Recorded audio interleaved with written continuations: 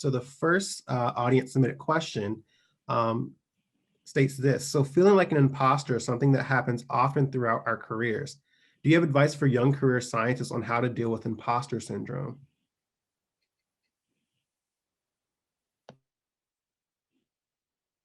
Ignore it.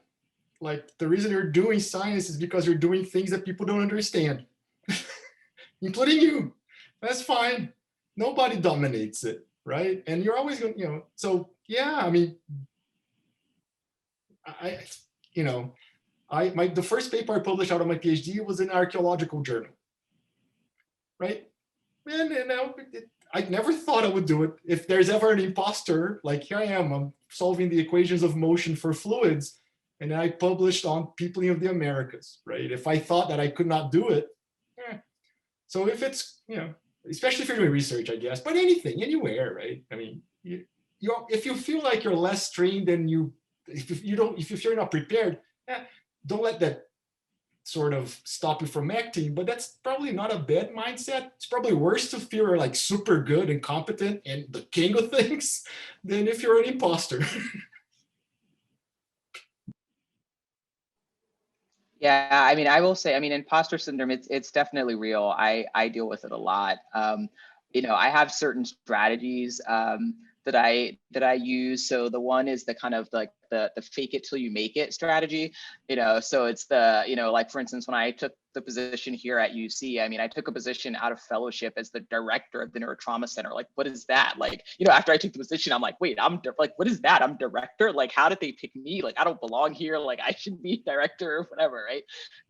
So I, for, where I was feeling inadequate, I did, I read up on stuff and, tried to, brush up on leadership skills and things like that. And essentially I just acted the role until I felt like I deserved it, the other thing I'll do like little power poses and stuff. Like if I've got a big talk or something I'm nervous about, like I will seriously, like in my bathroom in the morning, I will do like the Wonder Woman pose, and I will like do my Wonder Woman pose for like 2 minutes until I feel awesome, and then I'll go and do whatever I have to do. I mean, it's definitely real. I would love to say that I no longer have imposter syndrome since now I'm a neurosurgeon and all that, but I still have it like all the time. So yeah.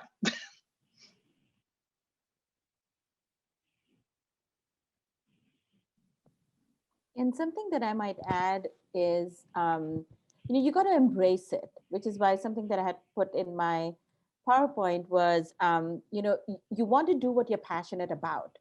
Because if you're not passionate about it, you're going to always doubt, there will be room for doubt.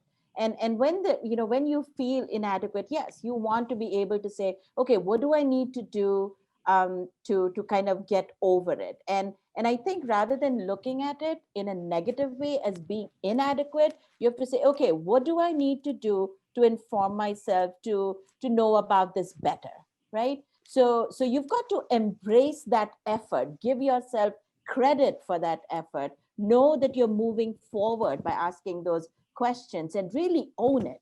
Own your education, own the steps that you take, and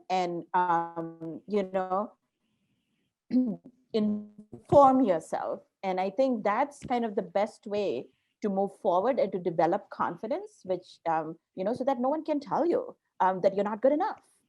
So those are just some few tips that I have.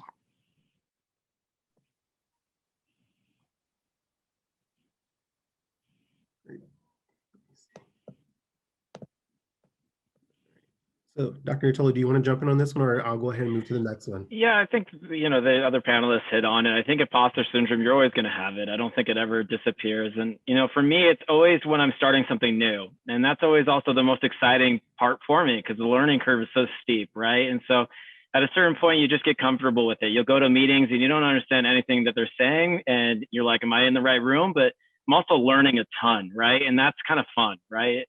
So anytime you can go to a conference or a talk, go to an area you don't know anything about, and you'll get that feeling, but then you'll leave and you'll be like, oh, okay, I learned something. It might be little, but they add up over time and you start building your expertise. And so you're always going to have it. Evan, can I add something to that? So I'll just give an example from my own experience. So I served for 2 years as program director at the National Science Foundation. I went in there thinking I was going to get the portfolio of major research instrumentation, which is one, which is the type of grant that I had reviewed for them. And I was like, okay, I think I can handle this. When I went there to actually, on my first day there, they told me, well, you've been assigned a different portfolio because we already found someone else for the research instrumentation. You'll still be involved. And what was it? It was instrument development for biological research. People who apply to that are all engineers, mathematicians, and things like that. And I'm like, wait a minute, I'm a developmental neurobiologist. How the hell am I going to do this? But it was I was like, oh my God, what did I get myself into? But gradually as I learned about it, what is it that it needed? And it didn't need me to understand those equations that people are putting in their proposals. For me, I had to be able to get the right reviewers. I had to be able to get a sense for why that instrument is important for biological research and how it's going to push the envelope in regard to better research outcomes.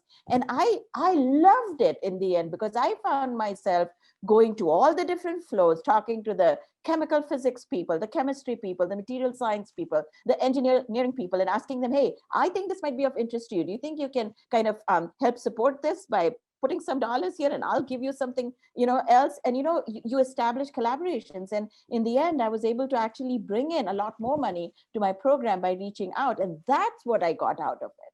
If I had frozen and I was like, oh my God, I'm not going to do this, it wouldn't help. So what I did was, I saw it as a deficit, but I was not going to let that come in the way. I went and figured out what I needed to do to run this program. And it was a $10 million program that I was in charge of, in an area that I had no experience in instrument development, but I got there. So, and I loved it.